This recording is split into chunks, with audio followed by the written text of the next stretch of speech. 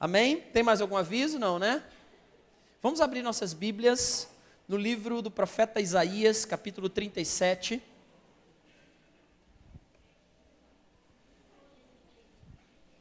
Isaías, capítulo 37.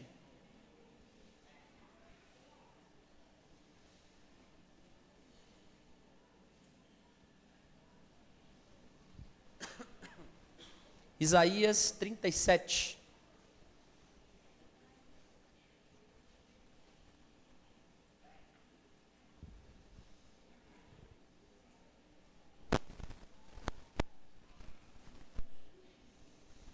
Você achou? Sim ou não? Amém ou não amém? Quem não achou, diga, espera aí. Tá bom. Só não dá para esperar muito, tá?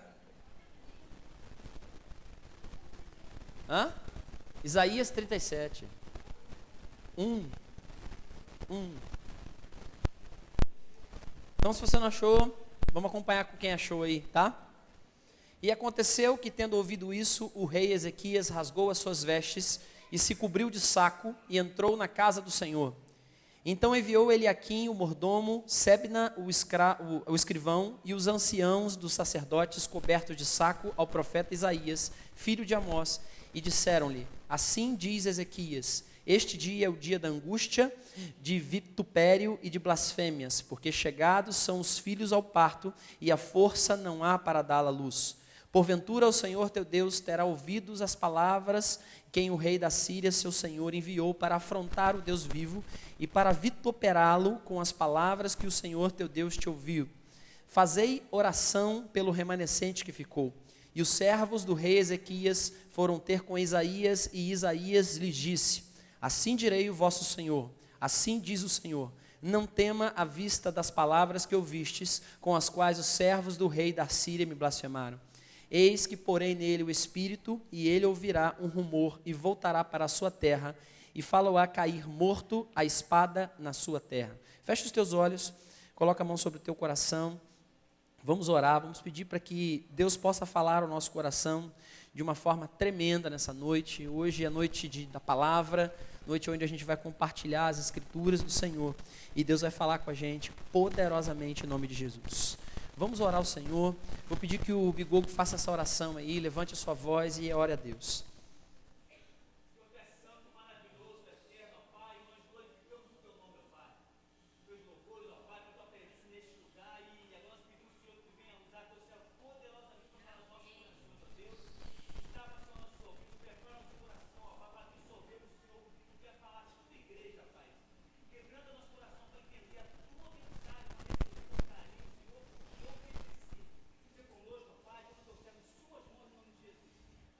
Amém.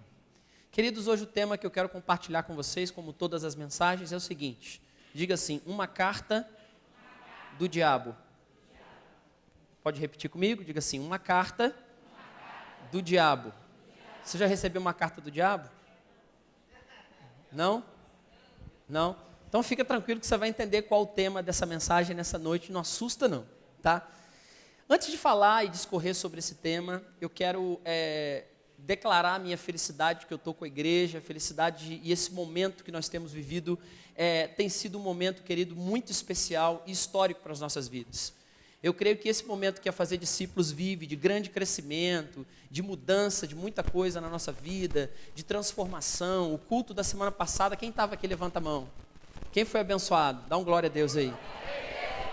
Teve uma pessoa que eu chamei para fazer discípulos, eu estava conversando com o André essa semana e falei com ele assim, não sei o que eu falei relacionado a chamar uma pessoa para um culto especial da fazer discípulos, e ele ainda comentou assim, fica difícil saber qual que é especial, porque cada culto Deus tem trazido algo novo e especial. E isso é verdade, porque Deus tem nos dado misericórdia, e esse momento, querido, que nós temos vivido é um momento histórico para a igreja. Durante todo esse tempo que a gente vem lutando com a fazer discípulos, orando, fazendo essa igreja crescer no nome de Jesus, nós tivemos vários períodos importantes. E esse período de que a igreja está dobrando de tamanho em menos de um ano, é um período muito especial, e você pode dar graças a Deus por isso, querido? Você pode dar graças a Deus por isso? Porque muita gente está salva aqui por causa disso. Nós estamos vivendo, querido, um momento muito especial, de grande prosperidade financeira na igreja, graças a Deus. Apesar ainda das ofertas todas, daquela oferta que a gente pactou, nem todas chegaram ainda, mas as que chegaram nós já estamos investindo. Nós temos vivido prosperidades não só financeiras, mas a igreja tem cada vez mais ficado lotada. O segundo culto está lotado com gente em pé, e o primeiro culto está com 80%, 85% da sua capacidade. Quando nós abrimos os dois cultos, um culto ficava com 100% e o outro ficava com 50%, 40%, sendo que a maioria desses que ficavam no segundo culto eram os mesmos que estavam no primeiro, para dar coro e encher. Mas Deus tem nos dado graça, e eu tenho observado, querido, que você que está faz tempo aqui na igreja, não sei se você tem tido essa experiência. Tem gente que eu olho e já não consigo mais reconhecer, porque é gente nova chegando na igreja. Quem já teve essa experiência, levanta a mão. Sim? Só que Deus tem dado graça, e pelo menos a fisionomia das pessoas que estão chegando, eu tenho conseguido adequar e me apresentar e chegar próximo, para que essas pessoas estejam próximas dos pastores, porque é importante. Esse crescimento, querido, e isso que nós temos vivido durante esses anos, é graça de Deus, e é um privilégio dessa igreja que Deus escolheu, não sei porquê, mas Deus nos escolheu para o grande crescimento e o grande avivamento dessa cidade. E nós temos vivido um grande tempo, um novo tempo sobre essa igreja, novo momento, novas coisas. Eu estou perplexo com essa igreja, estou apaixonado por vocês. Levanto de manhã pensando na fazer discípulos, acordo, almoço pensando na fazer discípulos. Eu e a pastora, a gente fala na fazer discípulos o dia inteiro. E isso, querido, nos deixa alegres e motivados para conquistar o nosso objetivo, que é a grande alegria para Jesus. Só, querido, que ao invés de estarmos só satisfeitos, curtindo esse momento como um momento único, usufruindo dele da melhor forma possível, igreja enchendo, era para a gente estar aqui cantando, pensando em fazer muita coisa, em ficar aqui mesmo de repente, ou então ir lá para a grande alegria mesmo, mas curtir esse momento de crescimento.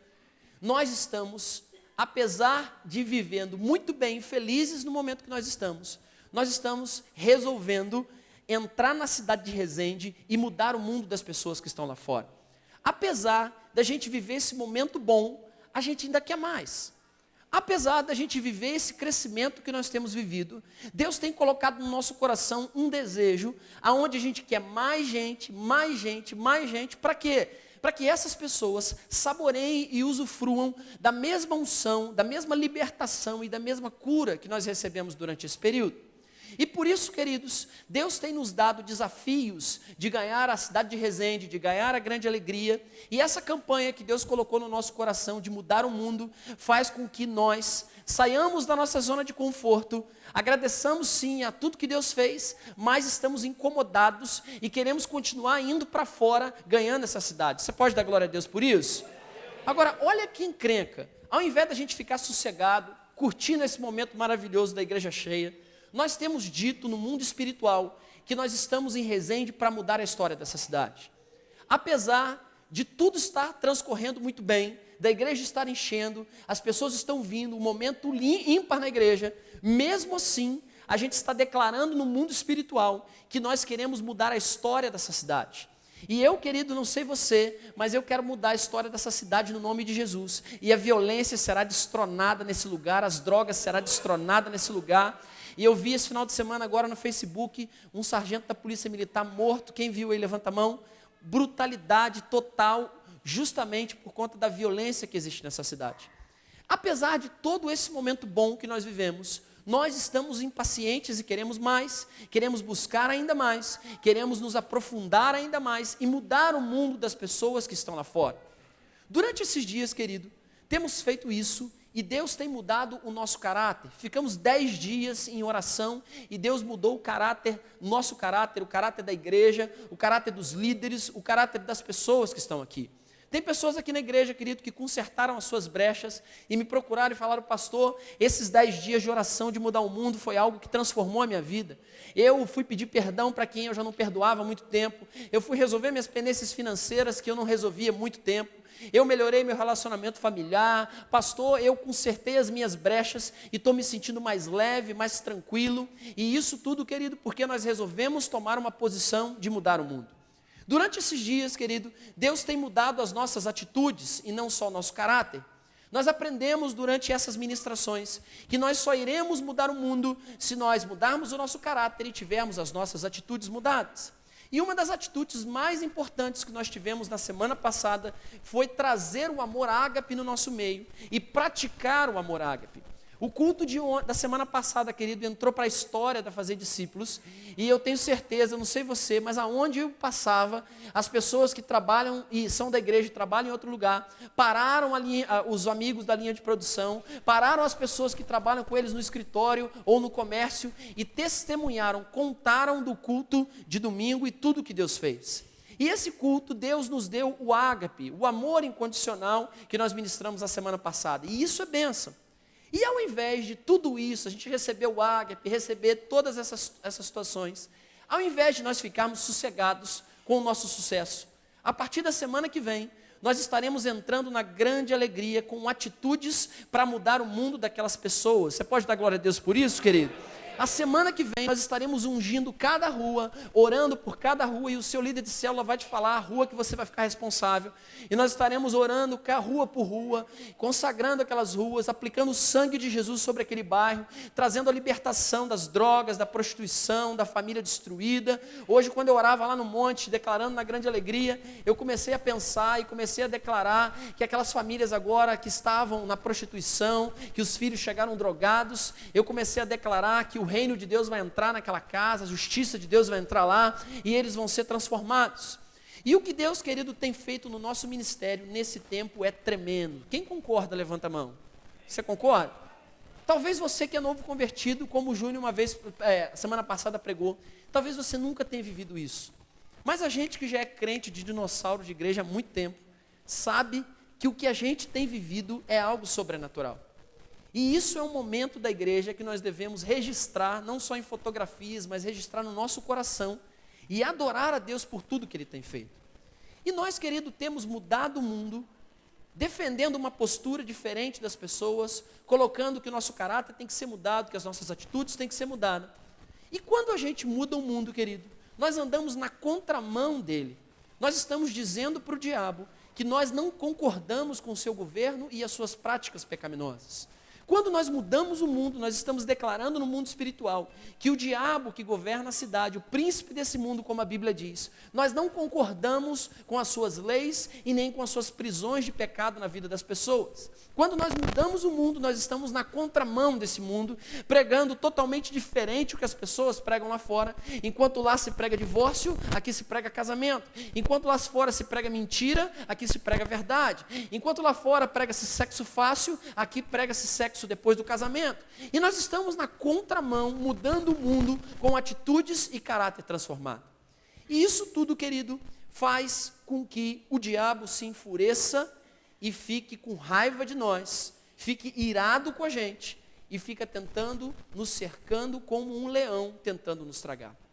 E hoje eu quero ilustrar o momento que nós vivemos na Fazer Discípulos com uma história de um rei na Bíblia chamado Ezequias. Como é que era o nome desse rei? Como é que era o nome do rei? Ezequias. Hoje eu quero ilustrar o nosso momento de mudar o mundo com a história desse homem chamado Ezequias. Há umas 2 semanas atrás nós recebemos uma palavra dos nossos discipuladores a respeito desse momento que nós temos vivido. E eu fui me aprofundar a respeito dessa palavra e Deus me deu uma outra palavra a respeito do rei Ezequias. E hoje eu quero ilustrar todo o momento que nós temos vivido e fazer um paralelo com a história desse rei chamado Ezequias. E você vai entender o que ele enfrentou, as glórias que ele conquistou e os problemas que aconteceram durante o seu reinado e as dificuldades e as lutas que eles tiveram, assim como nós estamos tendo ou teremos no futuro. E hoje eu quero ilustrar sobre a vida desse homem chamado Ezequias, que era um rei que resolveu mudar o mundo. Era um rei, querido, que não estava apenas estacionado no seu reinado, mas era um rei que queria mudar o mundo com a mudança do seu caráter e com a mudança das suas atitudes. E a Bíblia fala que Ezequias era rei de uma região ou de uma tribo de Israel chamada Judá. E esse rei Ezequias era da linhagem de Davi, quer dizer, ele era descendente de Davi. Ele vinha de geração em geração e o seu pai maior era o rei Davi. E a Bíblia diz que Ezequias era rei de Judá, rei de uma província, rei de uma tribo de Israel. E ele governava sobre Judá. E a Bíblia diz que esse homem, chamado o que mesmo? Como é que é o nome dele? Só para ver que você está ligado, tá? Ele era um homem justo diante de Deus, então era o cara. Orava, lia as escrituras, era reto, tinha um caráter transformado, era o cara diante de Deus. A Bíblia diz que ele era um adorador, assim como o seu pai Davi era. E ele fazia diferente do que o seu pai fazia. Ezequias tinha um pai chamado Acás, que foi o rei sucessor dele, que era um rei terrível, que ergueu altares de adoração a imagens e destruiu Israel, destruiu a adoração ao Deus vivo e implantou deuses. Mas a Bíblia diz que Ezequias mudou essa história e trouxe o reinado de Deus, o Deus único, para Judá de novo, e estabeleceu o reino de Deus sobre a tribo de Israel de Judá. E ele vivia, querido, um governo feliz e bem-sucedido, como nós temos vivido na Fazer Discípulos. Ezequias vivia um governo próspero, cheio de gente, todo mundo amava Ezequias, ele era um rei referencial em Judá, era um homem reto, era um homem que conseguia as suas batalhas e as suas conquistas, era um homem que tinha conseguido acumular muitas riquezas durante o seu reinado, tudo isso porque ele andava segundo os caminhos do Senhor e não praticava as coisas que o seu pai praticava. Só que esse rei, ele poderia ter ficado quieto, poderia ter gozado do seu prazer de ser rei, mas existia algo dentro dele, assim como existe algo dentro de nós, que não satisfazia ele apenas ser um bom rei. Assim como nós estamos aqui vivendo esse momento maravilhoso de multiplicação da igreja, e assim como você e eu, tem algo dentro da gente que não nos deixa parar e faz com que nós saiamos lá fora e busquemos as pessoas para mudar o mundo delas. Assim era Ezequias. Apesar de um rei bem-sucedido, rico e que tinha o governo na mão dele, existia algo nele que ele precisava soltar para fora, que ele precisava liberar e que ele precisava praticar. E Ezequias resolve então mudar a história do seu reinado, mudar a história da sua província de Judá, mudar a história daquela tribo. E Judá, querido, tinha o seu rei, que era Ezequias, mas Judá era subordinado a um outro reino, o reino dos assírios. Como é que era o nome do rei? Como é que era o nome? Assírios. Então, só para você entender, existia o reino de Judá, da tribo de Judá, Ezequias era o rei, só que existia um outro rei que governava belicamente, governava materialmente e governava politicamente a nação de Israel acima de Ezequias, que era o rei Senaqueribe, que era o rei da Síria. E a Bíblia diz que toda a riqueza que Israel produzia, uma grande parte era tributada para esse governo da Síria. Então o que o povo fazia? Trabalhava, pegava os seus utensílios, as suas colheitas, o seu ouro, a sua prata, entregava para o rei Ezequias, e o rei Ezequias entregava para Senaqueribe, porque ele tinha que tributar o seu ouro, a sua prata e as suas pedras preciosas e a sua colheita para um reino que explorava Israel. E a palavra final era dos reis assírios. Então, toda vez que tivesse que ter um governo sobre Israel, toda vez que Israel tinha que definir alguma coisa, Ezequias ia até um ponto, e quem dava a palavra final era o rei da Assíria. E apesar não só de influências tributárias, o rei da Síria influenciava na nação de Judá com idolatrias e trazia deuses para dentro de Judá. E o povo se corrompia através desses deuses que Senaqueribe trazia junto com a nação da Síria. E aí então, querido, apesar de tudo dando certo no governo de Ezequias, ao invés de Ezequias ficar na dele, ficar tranquilo, ele resolve mudar o mundo e se revoltar com aquela situação, principalmente porque aquele homem chamado Senaqueribe, aquele rei da Síria, estava trazendo maldição para o povo de Israel e estava trazendo idolatria e governo de julgo sobre aquela nação. Olha para mim. E aí então, esse rei chamado, como é que é o nome do rei de Judá?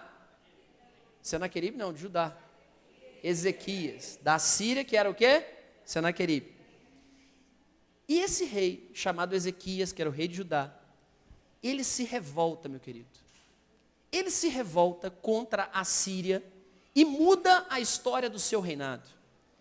Ele estava indo tudo bem, os governantes estavam aceitando ele muito bem.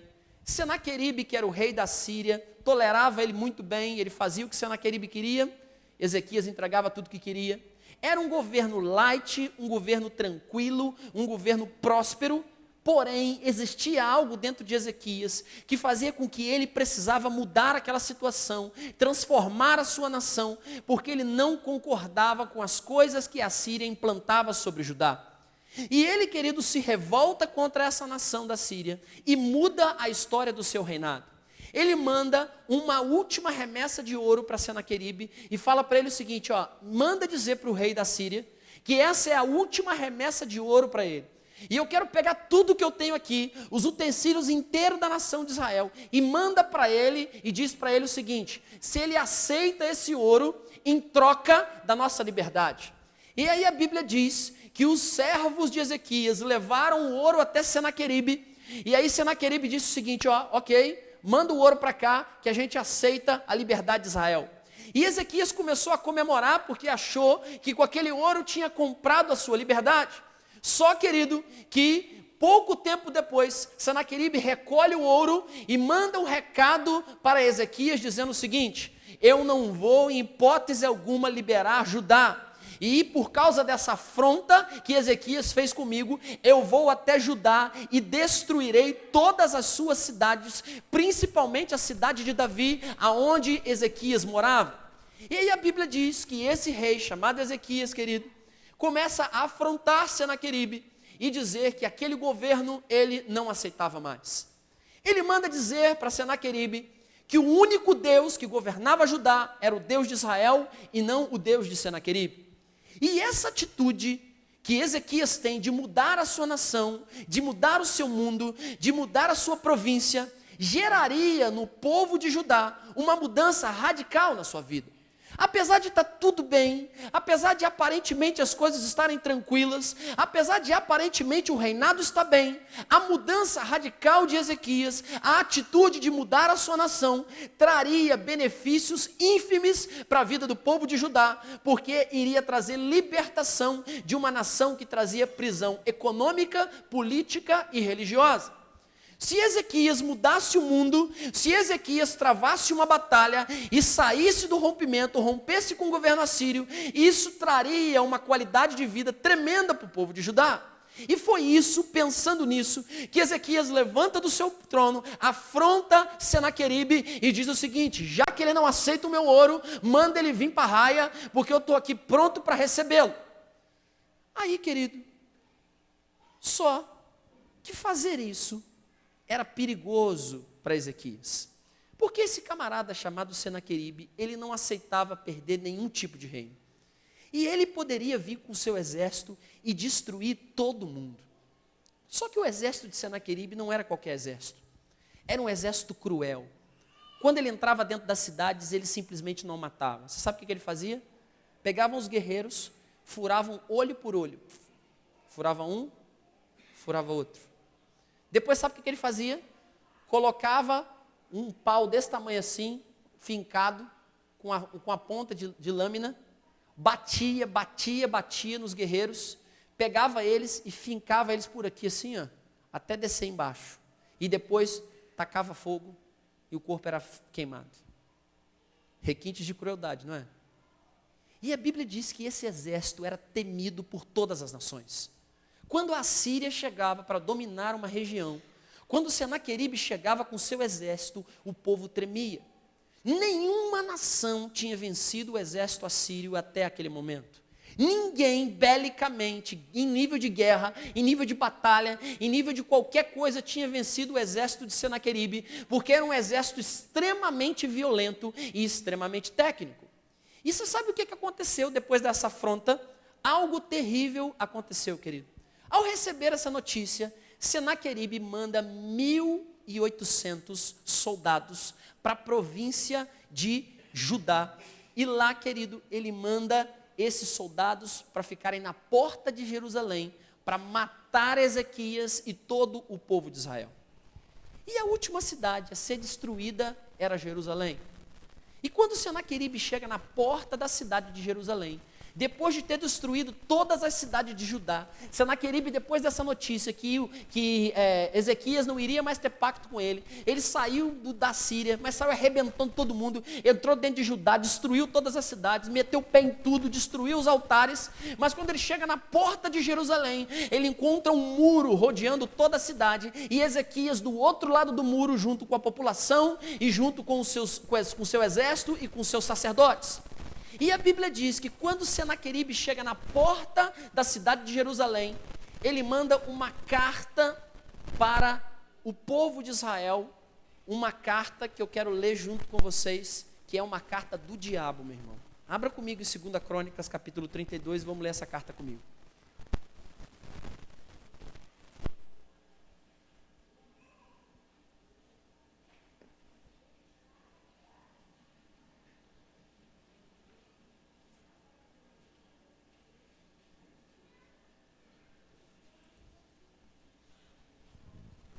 Segunda Crônicas, capítulo 32, verso 10.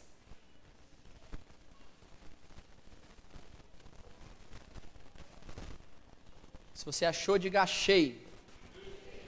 Se você não achou, espera aí. Segunda Crônicas 32, verso 10. É a carta de Senaqueribe para o povo de Israel. Diz assim: assim diz Senaqueribe, rei da Síria: em quem confiais vós para vos deixar de sitiar em Jerusalém? Porventura não vos incita Ezequias para morrerdes à fome e à sede, dizendo: o Senhor, nosso Deus, nos livrará da mão do rei da Síria? Não é Ezequias o mesmo que tirou os seus altos, os seus altares, e falou a Judá e a Jerusalém, dizendo: diante de um único altar vos prostrarei, e sobre ele queimareis incenso? Não sabeis vós que eu e os meus pais fizemos a todos os povos da terra? Porventura puderam, de qualquer maneira, os deuses das nações daquelas terras livrar os pais da minha mão? Qual é, de todos os deuses daquelas nações que meus pais destruíram, o que pôde livrar do seu povo da minha mão, para que o vosso Deus vos possa livrar da minha mão? Agora, pois, não vos engane, Ezequias nem vos incite assim, nem lhes deis crédito, porque nenhum Deus de nação alguma, nem de reino algum, pode livrar o povo da minha mão, nem da mão dos meus pais, quanto menos vos livrar o vosso Deus da minha mão. Também seus servos falarão ainda mais contra o Senhor, Deus, e contra Ezequias, o seu servo. Escreveu também cartas para blasfemar do Senhor Deus e para falar contra ele, dizendo: assim como os deuses das nações da terra não livraram o seu povo da minha mão, assim também o Deus de Ezequias não livrará o seu povo da minha mão. Olha que capeta miserável, meu irmão. A Bíblia diz que quando Senaqueribe chega na porta de Jerusalém, ele manda um mensageiro, chega um mensageiro de Ezequias e diz o seguinte: o rei Ezequias está dentro de Jerusalém. Aí Ezequias pega uma carta, essa carta que você leu, e fala assim, ó, entrega para Ezequias e manda ele ler no meio do povo. Essa carta diabólica era uma carta de contra-ataque a Ezequias. Por que contra-ataque? Porque a nação estava tranquila, Ezequias era rei, era parceiro de Senaqueribe, a Assíria continuava dominando antes dessa confusão toda, mas Ezequias resolveu mudar o mundo com uma atitude, foi lá e peitou Senaqueribe, chegou lá e botou banco e disse assim: pode vir para cima, meu irmão, que o meu Deus vai te destruir. E quando Ezequias fez isso, ele fez um ataque de afronta, e essa carta foi uma resposta do diabo, uma resposta de Senaqueribe à afronta que Ezequias tinha feito.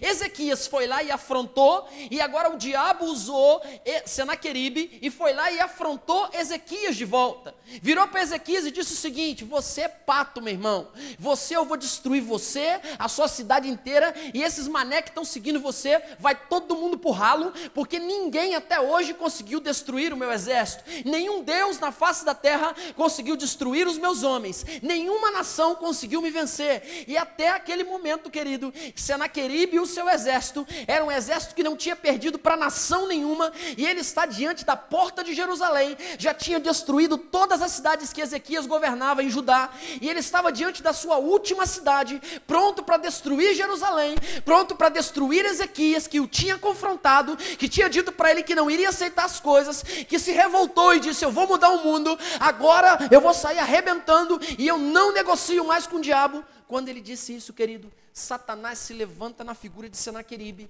e vai lá e afronta de volta a vida do rei Ezequias. Olha para mim, se Ezequias tivesse deixado quieto, tributado, subordinado ao governo assírio, botado umas imagens lá em Israel, deixa aí umas imagens aí da Síria, quem quiser adorar o Deus assírio adora, quem quiser adorar o Deus vivo adora. Se ele tivesse numa zona de conforto política, assim como nós aqui agora poderíamos falar o seguinte: não, tá bom, o povo está reunido, está gostosinho ficar aqui, né? Agora nós vamos para um lugar de 1.000 pessoas, né? A gente põe 800, já está bom. Não, oh, que bênção, nós já chegamos muito longe. Não vamos encarar o capeta, não. Mas que ir para alegria, meu irmão. Meu Deus do céu, rapaz, ir lá para alegria fazer o quê, cara? Deixa. A gente põe uma porta bem grande. Quem quiser entrar, entra. Quem quiser, não entra. E nós vamos ficar adorando a Deus, dizendo que um dia na sua casa vale mais do que 1000 noites em qualquer outro lugar. E deixa o pau quebrar na grande alegria. Deixa o nego matar um outro lá, fazer as atrocidades que quiser. Nós estamos dentro da casa do Senhor adorando, só curtindo a onda. Isso Ezequias poderia ter feito, pegado o seu governo e ter ficado tranquilo durante toda a sua história e não ter enfrentado esse momento de luta e de afronta que ele teve. Mas, querido, Ezequias poderia ter deixado quieto, tributado, subordinado ao governo assírio.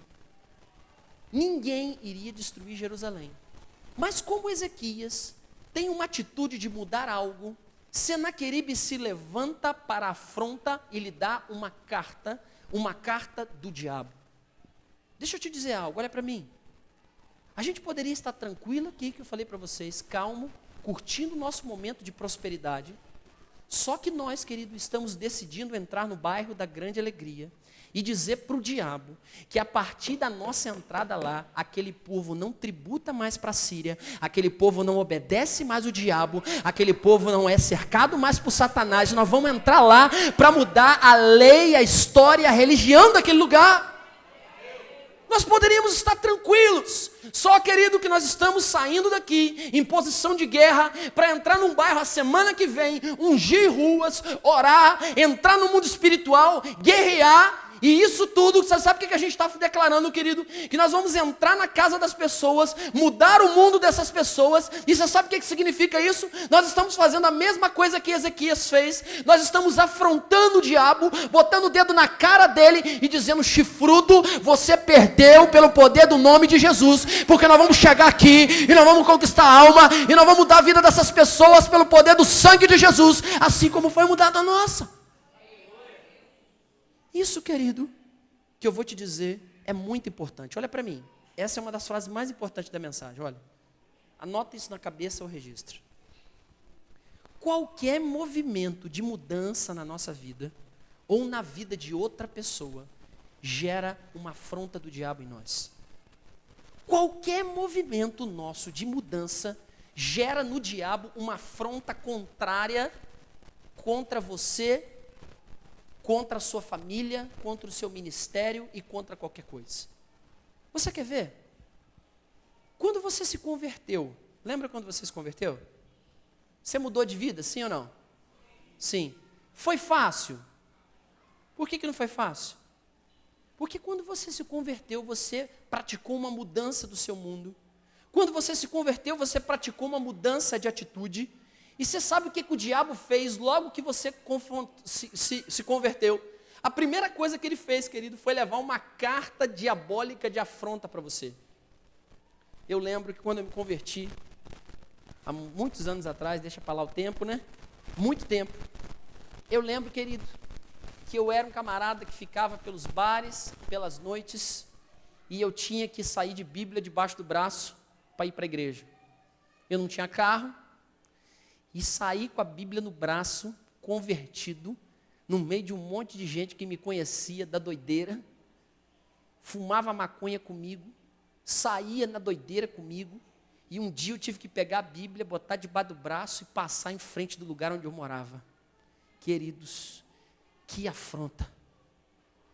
Quando eu chegava no lugar onde eu morava, você sabe o que eles diziam para mim? Quanto tempo isso vai durar? Quanto tempo? Olhando, fala sério, quanto tempo? Fala a verdade aqui, ó. Você está lá querendo pegar as irmãzinhas, né? Fala sério. Sei, rapaz, te conheço, cara. Te conheço, você vai passar o rodo geral lá, depois você vai rapar fora da igreja, né? E eu mudei a minha vida. A partir de hoje eu não sirvo mais a Senaqueribe. A partir de hoje a minha mudança de vida foi completa. E a primeira mudança da nossa conversão, querido, faz com que as pessoas nos afrontem. Você lembra o que aconteceu com você? Quando você começava a falar para a tua família de Jesus, o que o diabo fazia? Te entregava uma carta dentro da sua casa. Seu pai, sua mãe, as pessoas que não eram crentes falavam para você: ué, você virou santo agora? Não é assim? Os novos convertidos não estão sofrendo isso? Você não virou santo agora? Ah, agora virou santo, né? Porque evangélico é tudo ex isso. É por isso que você está lá, né? Você não valia nada. Não é assim que eles falam? Querido, quando a gente gera uma mudança de atitude, o diabo se levanta para nos afrontar, porque nós vamos lá e afrontamos ele. Antes eu pertencia à Síria, antes o meu governo era negociado com Senaqueribe, antes eu ficava na Síria e comia das coisas do diabo, mas quando eu vou lá e me converto e digo: a partir de hoje eu não negocio mais com a Síria, você sabe o que eu estou fazendo? Eu estou confrontando o diabo, afrontando assim como Ezequias fez, e toda mudança gera uma afronta em Satanás, e ele vem te afrontar e te entrega uma carta. Querido, isso são cartas que o diabo põe para te afrontar. Você o afrontou mudando a sua vida, e ele te afronta para que você desista. Diga assim: misericórdia. Fala assim: o sangue de Jesus me faz prevalecer e permanecer até o fim. Quando eu preparava essa palavra e pedia para Deus me dar uma revelação desse texto, entendimento desse texto, Deus ministrou muito forte no meu coração que existem pessoas aqui na igreja que têm recebido afrontas terríveis. Quando eu ministrava essa palavra, Deus falava no meu coração que nessa noite, tanto no primeiro quanto no segundo culto, existem pessoas que estão recebendo afrontas diretas, cartas de Satanás na mão para te entregar, te afrontando depois das mudanças que você tem feito durante toda a sua vida. Quando eu ministrava, pensava nessa palavra e estava preparando o esboço dela, Deus começou a colocar no meu coração, sabe o que, querido? Olha para mim, não boia não, que essa parte é mais importante. Pessoas que têm sido seus familiares, pai, mãe, tio, avô, marido, esposa, filho, gente que está dentro da sua casa, entregando cartas do diabo para afrontar você. Quando eu ministrava essa palavra, Deus falava no meu coração: enquanto a igreja está mudando, enquanto a igreja está querendo conquistar uma cidade, enquanto a igreja está querendo entrar na grande alegria, o Satanás está entrando diante dessas pessoas e entregando uma carta de afronta para que eles desistam e para que eles não prossigam no propósito que Deus tem na vida deles. Quando eu preparava essa palavra, Deus falava no meu coração que existem pessoas aqui dentro que estão sendo afrontadas diretamente, quase que 24 horas por dia, com cartas diabólicas de afronta em você. Pessoas que estão trabalhando nas suas empresas e o chefe vira endemoniado e te humilha na frente de todo mundo. Gente que está passando por problemas dentro das suas empresas, que o chefe se levanta, põe você humilhado, joga você na cadeira e te humilha na frente de todo mundo para afrontar depois que você está tomando a atitude de mudar o mundo lá fora. Gente, querido, que tem sido abordado na rua e sendo afrontado pelo diabo em situações mais ínfimes, em situações mais estranhas, mas tem gente chegando para mim falando: pastor, eu estou no meio da rua, chega alguém e me afronta. Eu estou no meio da rua, chega um mensageiro de Senaqueribe e me entrega uma carta do diabo, me afrontando depois das mudanças que eu fiz na minha vida e depois das mudanças que eu tenho proporcionado para as pessoas. Querido, tem gente que tem sido carta do diabo para afrontar a nossa própria igreja. Eu tenho conversado com algumas pessoas aqui, e tem gente falando assim para mim assim, tem gente que passa lá em frente ao Templo da Alegria, fala assim: isso aí é porcaria. Ih, o teto está baixo. Ih, essa telha aqui quando chover, hein? Ih, isso aqui não vai dar certo não. Isso aqui, ó, não quer nem ver, vocês vão voltar para lá. Não, para que vocês estão vindo para cá? Queridos, isso é afronta do diabo entregando carta para nós e dizendo o seguinte: vocês estão vindo para a grande alegria? É.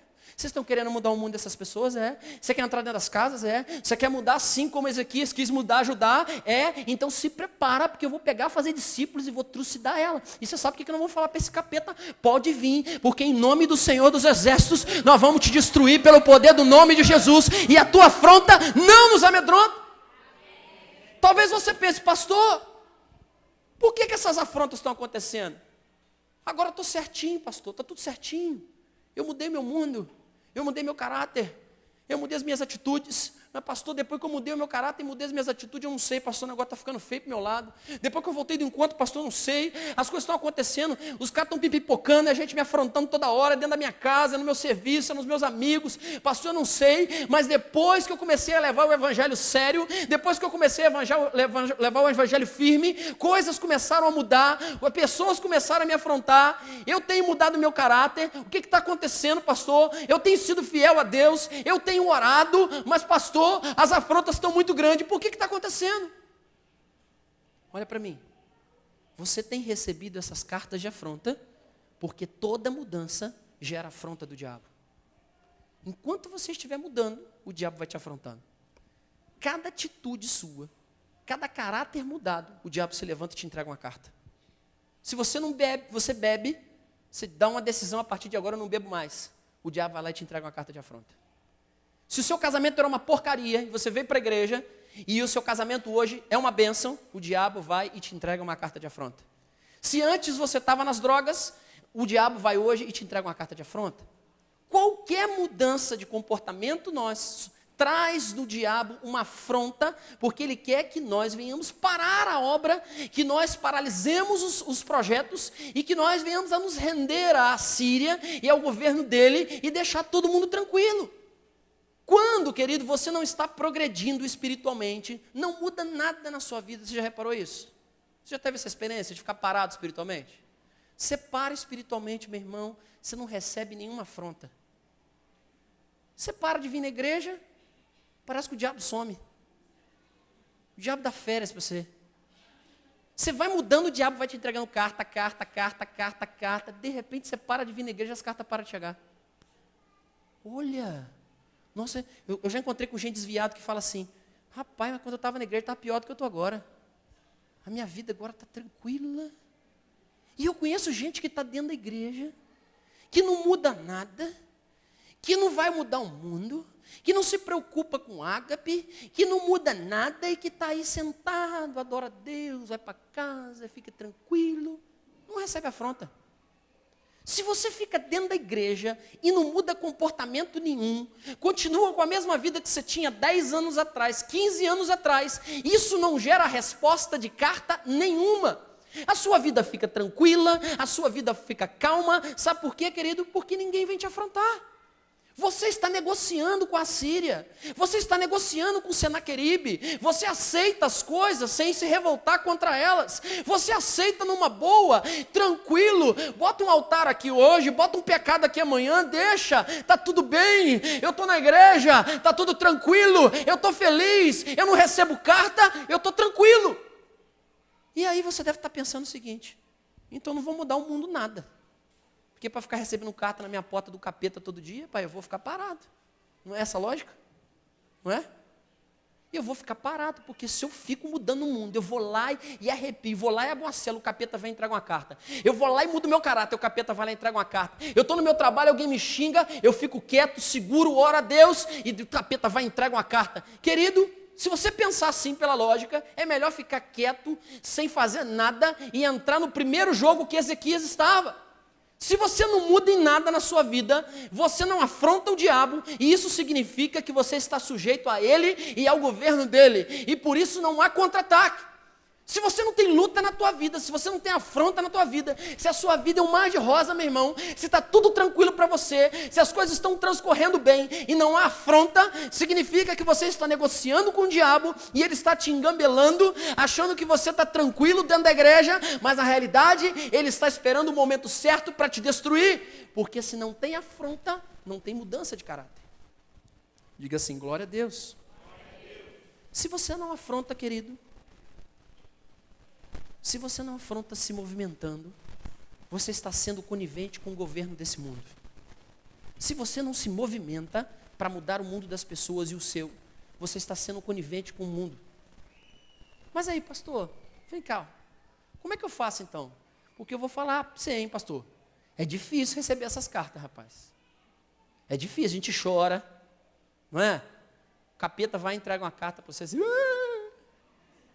dá medo, não dá? Porque bater com o chifre de frente, a gente tem medo. É difícil, pastor, porque é luta. Pastor, como é que eu faço para receber essas cartas de afronta do diabo? Pastor, como é que eu faço para essas cartas que eu venho recebendo? O que eu faço então? Porque eu não quero parar, eu quero mudar o mundo, eu quero transformar as coisas, eu quero sair daqui ganhando a grande alegria e não quero ficar nessa zona de conforto sem fazer nada. Pastor, então, o que eu faço para receber essas cartas e fazer cara de paisagem? Você sabe o que é cara de paisagem? Sabe? Sabe não? Você recebe uma carta, o diabo te manda uma carta e você... O que eu faço para não me afetar com as cartas do diabo? Com o que a gente precisa aprender nessa noite? Diga assim, com o rei Ezequias. Olha que tremendo, querido. Quando Ezequias recebe as cartas de afronta de Senaqueribe, ele percebe que a guerra não era bélica. Quando Senaqueribe entrega a carta a Ezequias, Ezequias lê a carta e ele poderia naquele momento, querido, reunir o pelotão dele inteiro. Ele poderia naquele momento chegar ao exército de Israel, marcha, esquerda, direita, esquerda, vamos lá, um aqui, outro ali, e tal, e posicionamento na porta das ovelhas, posicionamento na outra porta, e o povo, todo mundo engatilhado com as suas armas, pronto para enfrentar o exército de Senaqueribe, o exército que matava todo mundo, e o povo ali ia lutar com as suas armas, sem lhe entregar para Senaqueribe. Mas você sabe o que Ezequias faz? Nada. Ele tem um entendimento que essas cartas não eram afrontas naturais, mas eram afrontas do mundo espiritual. Tem gente que recebe carta de afronta e não entende que é espiritual. O seu chefe quebra o pau com você, você quebra o pau comigo não! Eu sou crente, mas não sou otário. Vou te processar, hein? Assédio moral. Anota aí, ó, grava, vou processar ele. Tem gente que está dentro de casa, o diabo dá uma cartinha para o teu marido ou para a tua mulher, ele entrega.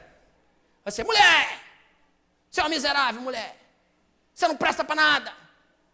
E o pau quebra, meu irmão, e cartinha para um lado e cartinha para o outro. Antes era cartinha de amor, agora é cartinha do diabo. Um para o outro, carta para o outro, carta para o outro. Dentro dos filhos, relacionamento com o filho entrega uma carta do diabo, o pai entrega outra. E assim, queridos, o diabo vai afrontando dentro da sua casa e muita gente acha que essa afronta é uma afronta bélica, uma afronta de guerra física e não tem entendimento que é uma afronta espiritual. Mas Ezequias entendeu que aquela carta que ele tinha recebido, ele não deveria reunir o seu exército, não deveria colocar os seus pelotões na porta para enfrentar o exército de Senaqueribe, porque ele sabia que pelas suas forças e pelas suas armas, ele nunca iria conseguir vencer. Olha para mim para te falar uma coisa, quando o diabo te entrega essas cartas durante o teu dia a dia, te afronta, você tenta resolver isso com seus próprios punhos, você tenta resolver isso com a sua própria força, e o que acontece? Você não consegue resolver nada, porque essas cartas são mais fortes que os seus punhos, essas cartas são mais fortes do que as suas vontades, essas cartas são mais fortes do que a sua própria carne. Mas Ezequias, querido, entende que a carta não era material, mas era o quê? Como é que era? Aí quando Ezequias recebe a carta, e ele tem um entendimento que é espiritual, no momento que ele recebe a carta, olha que tremendo. Abra comigo em 2 Reis, capítulo 19, verso 1.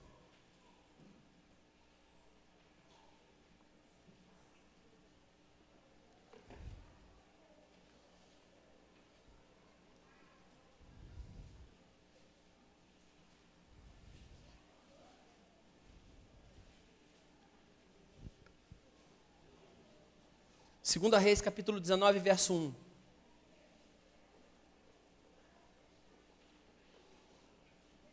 Diz assim, ó. E aconteceu que, tendo Ezequias ouvindo isso, rasgou as suas vestes, se cobriu de saco e entrou, aonde? Aonde que ele entrou? Depois que ele recebeu a carta, onde que ele entrou? Olha como é que o cara sabia que era espiritual. Quando ele recebeu a carta, você sabe que a primeira coisa que ele fez? Foi para dentro da igreja. Quando ele recebeu a carta de afronta, o primeiro lugar que Ezequias foi para dentro da igreja. Se você recebe uma afronta, querido, você sabe o que você tem que fazer? Vai na igreja. Se o diabo te afronta amanhã, sabe o que você faz? Vai na sua célula. Se o diabo te afronta amanhã, você vem no culto de quarta-feira. Se o diabo te afronta depois, você vem no culto de domingo. E assim, querido, você vai ver Deus falando contigo e trabalhando nessas cartas e rasgando elas e dizendo: eu sou Deus que zelo por você e continuo pelejando por você. Muitas cartas eu já recebi, queridos, e Deus destrói elas aqui na igreja. Muitas cartas eu recebo, mas eu venho para o culto, Deus prega fogo na carta, meu irmão. Olha no verso 2, o que diz? Olha como é que Ezequias tinha uma visão espiritual dessa carta do diabo.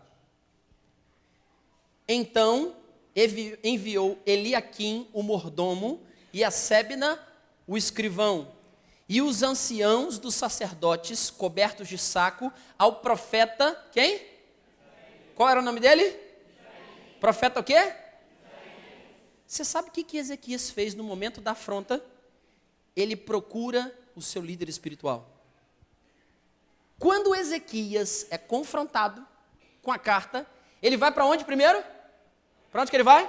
Para a igreja. E depois para a igreja ele fala o seguinte, reúne a equipe dele e fala assim, ó, vai lá, chama o meu líder espiritual agora, o profeta Isaías, fala para ele o que aconteceu. Diz que Senaqueribe está na porta, diz que ele vai destruir tudo, inclusive ele, todo mundo está no sol, porque ele vai rodar também. Fala para ele fazer alguma coisa, ele é meu líder espiritual, fala para ele orar, porque o negócio está feio, o bagulho do diabo está arrebentando, e ele começa a ficar desesperado ali, entra na casa do Senhor e manda chamar quem? Isaías, que era o seu líder espiritual. Olha para mim, meu irmão. Sempre que você receber uma carta de afronta, não resolva ela sozinho. Procure seu líder para te ajudar, meu irmão. Toda vez que você receber uma afronta do diabo na sua vida, sabe o que você faz? Procura o teu líder de célula, liga para ele e fala assim, olha só, rapaz, recebi uma carta diabólica agora na minha vida, fulano me confrontou, fulano está me dizendo isso, eu tenho certeza que Deus vai usar a boca dele, assim como usou a boca do profeta Isaías, para liberar uma palavra rema sobre a sua vida, e você vai enfrentar essa carta como algo espiritual. Já estou terminando. E olha qual é a visão de Ezequias como uma carta espiritual. E logo após procurar o profeta, a Bíblia diz no verso 15, olha aí no verso 15 comigo. Primeira coisa, o que ele fez? Foi para onde?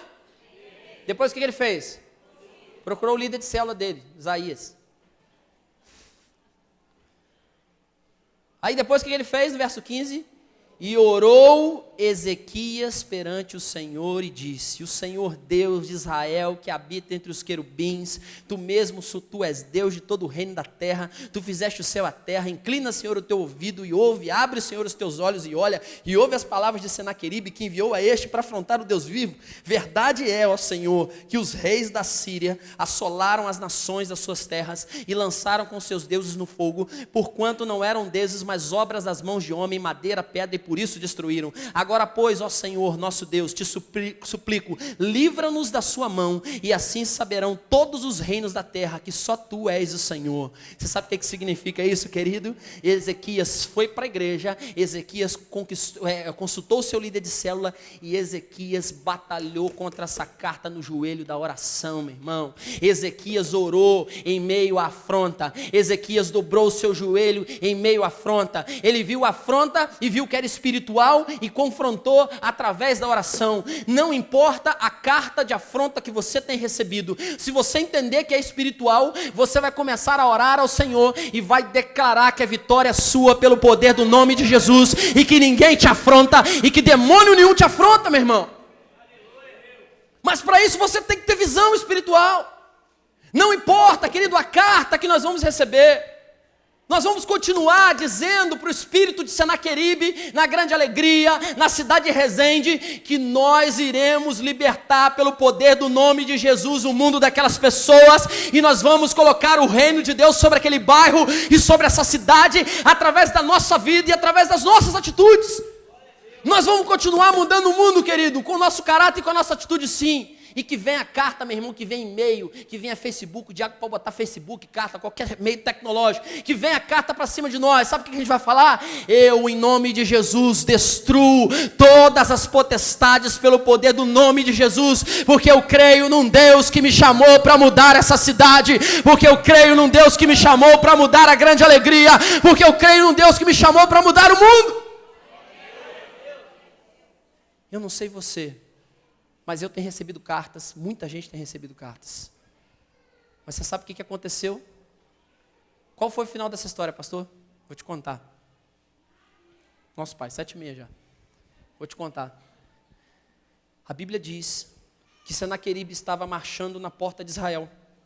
Vamos arrebentar, vamos quebrar e tal. E o que Ezequias estava fazendo? Orando. E ele estava lá, pega a espada, vamos arrebentar. E Ezequias o quê? Orando. Você sabe o que a Bíblia diz? Senaqueribe falou assim, vamos dar um tempo, vamos dormir. Todo mundo dormindo. Aí todo mundo dormiu. Quando Senaqueribe levanta de manhã, você sabe o que acontece?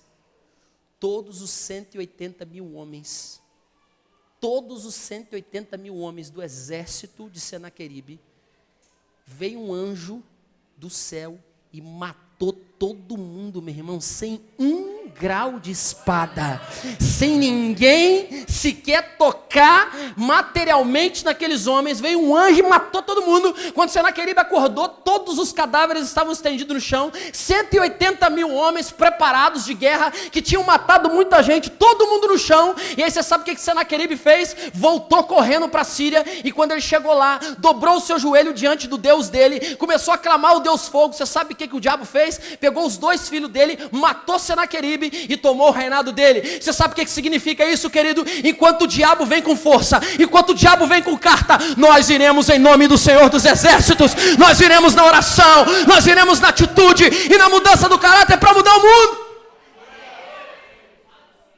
É isso que Deus quer, meu irmão.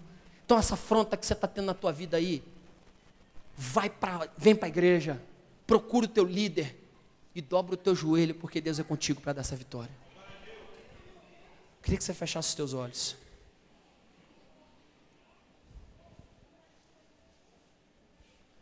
Hoje eu quero falar com você que está aqui nessa noite primeiro, que está sendo afrontado em áreas da sua vida. Você que tem recebido afrontas, eu queria que você ficasse de pé nessa noite, botasse a mão sobre o teu coração, que eu quero orar por você.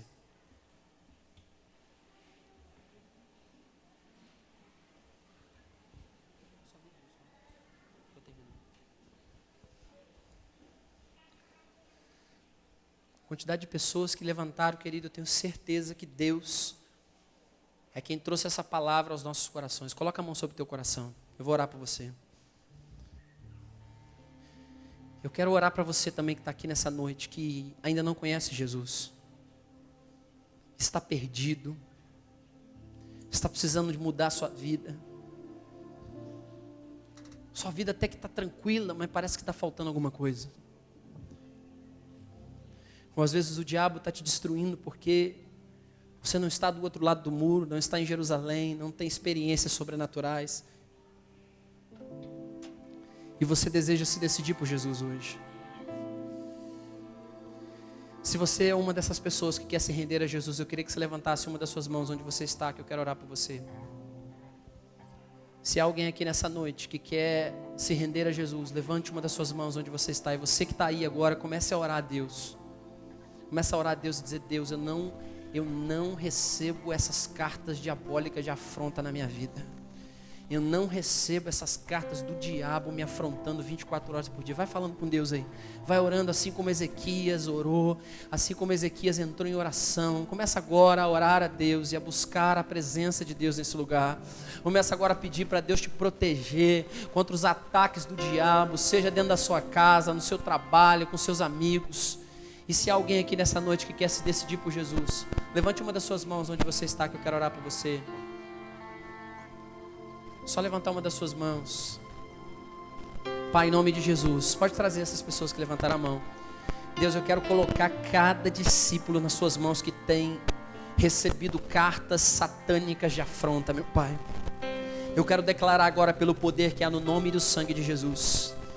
que eles entendam que isso é espiritual, que eles entendam, Senhor, que isso é algo diabólico na vida deles, e que eles prossigam firme em prosseguir, em seguir, Senhor, em mudar o mundo, em mudar o seu caráter, em mudar as suas atitudes.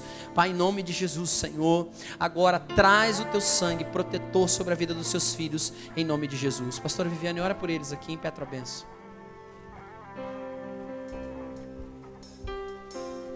Você que está aqui à frente, põe a mão no seu coração.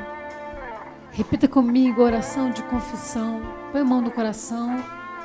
Diga comigo assim: Senhor Jesus, eu reconheço que sou pecador, que tenho andado longe dos seus caminhos. Mas hoje eu decido ter uma mudança na minha vida. Eu recebo Jesus como o único Senhor e Salvador da minha vida, em nome de Jesus, amém. Vocês que estão aqui à frente, vocês recebem a nova família, que vai cuidar de vocês, que vai amar vocês. Eu queria que vocês virassem e recebessem nessa noite a família Fazer Discípulos.